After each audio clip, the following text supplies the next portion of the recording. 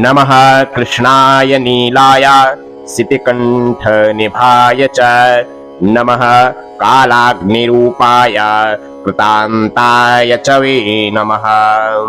नमो निर्मांसदेहाय दीर्घश्मश्रुजटाय च नमो विशालनेत्राय शुष्कोदरभयाकृते नमः पुष्कलगात्राय स्थूलरोम्णे थवे नमः।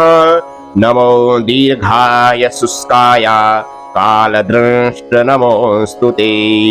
नमस्ते कोटराक्षाय दुर्नरीक्षाय वे नमः। नमो घोराय रौद्राय भीषणाय कपालिने नमस्ते सर्वभक्षाय बलिमुख नमोऽस्तुते।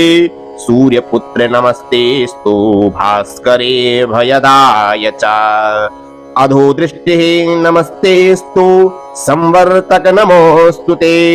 नमो मन्दगते तुभ्यं निस्त्रिंसाय नमोऽस्तुते।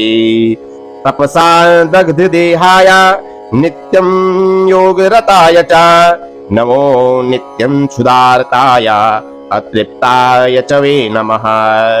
ज्ञानचक्षुर्नमस्तेस्तु कश्यपात्मजसूनवे तुष्टो ददासि वै राज्यं रुष्टो हरसि तत्क्षणात्।